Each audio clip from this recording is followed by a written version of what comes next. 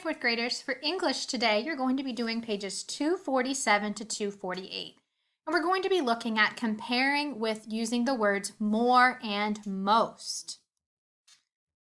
We use more with long adjectives to compare two people, places, or things. We use most with long adjectives to compare more than two. For example, football is a more popular sport than tennis, comparing two different sports, football and tennis.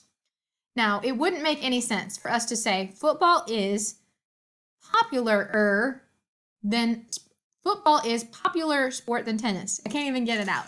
We can't put an ER at the end of this word. It wouldn't make any sense. And with words like that, we use the words more and most to help compare them.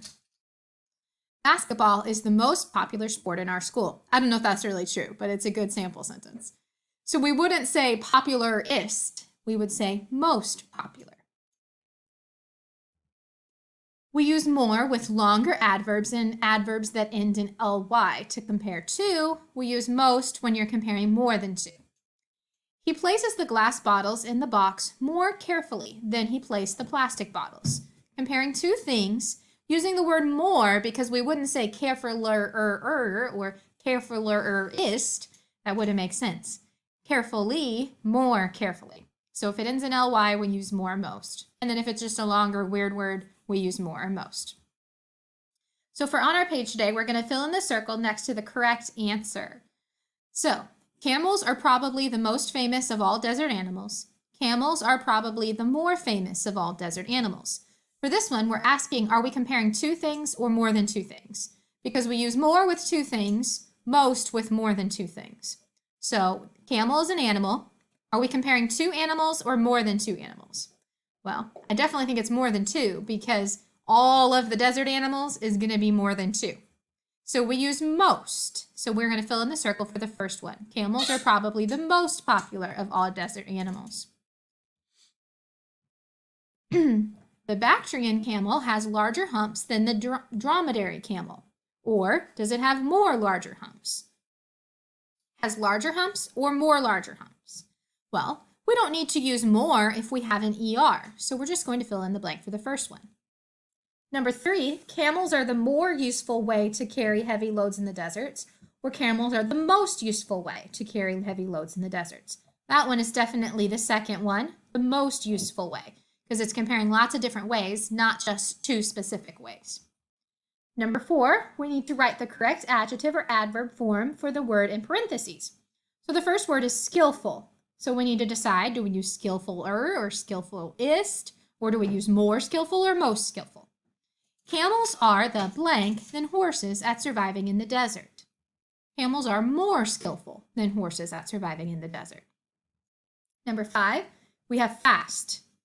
Camels drink water faster than cows do. Number 6, items made from camel hair are the blank in the desert. Plentiful, so we're not going to use plentifuler or plentifulist. We're going to use more or most. Items made from camel hair are the most plentiful in the desert. Okay, so that's it for English. Now, as you move to reading today, we're going to be starting a story about John Wesley, a fiery brand. John Wesley was a very famous preacher. He was from England, and he was a preacher during that time of the Great Awakening, where lots and lots of people were getting saved. And so you're going to read the pages. Today, you're just going to read 578 to 583. Not going to finish the whole story today. To start out with, we have some vocabulary words. Commentary, commotion, endure, and idle. So let's look at a sample story here that uses these words. Brian had endured the laughter of his sisters long enough. "Could you please be quieter?" he yelled angrily. He was already struggling to understand the Bible passage he was reading, but the commotion made it impossible to concentrate. He picked up his Bible and walked down the hall to his dad's study. Once there, he pulled a large commentary from the shelf. Well, using the context these words are all used in, we can figure out what the words mean. He had endured the laughter of his sisters. He'd put up with it. He'd dealt with it for long enough. Commotion. Well, his sisters are making a commotion. A lot of noise, a lot of chaos all around him. And then a commentary. This is a book. We pull it from a shelf.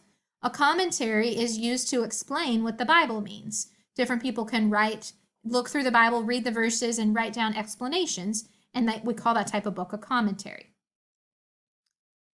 Brian had seen his dad use this book when studying the Bible. Maybe it would help him. He turned to the page that explained Matthew 12:36, and then he read the verse aloud. But I say unto you that every idle word that man shall speak, they shall give an account thereof on the day of judgment. And that moment the verse made perfect sense, and his heart was convicted. Idle word, that means every tiny little word you use, every small word you speak, is what this verse is talking about. Sometimes we use the word idle to mean we're sitting still, we're not moving around, we're being idle. But in this Bible verse, it's talking about each and every tiny little word you speak. You're going to give an account of it.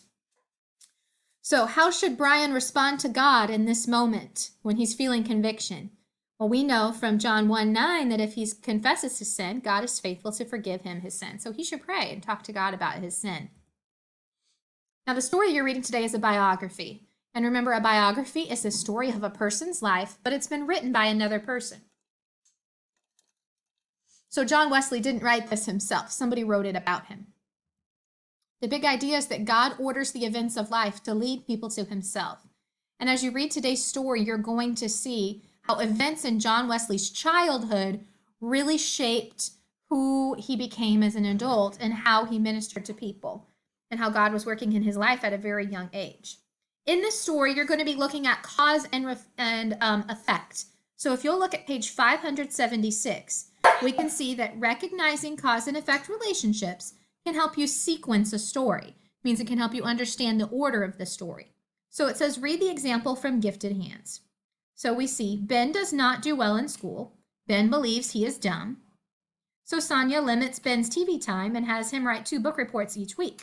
So Ben is the only one in his class who can define obsidian, and Ben realizes he's not dumb. So because he's not doing well in school, the effect of it is he feels like he's not very smart.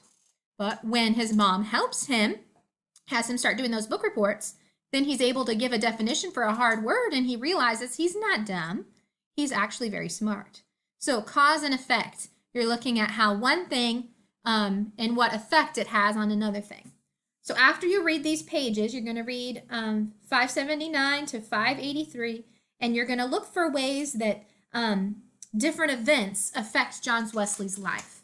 Then you're going to work on your workbook at page 229, and you're going to write down the different genres that go with the definitions.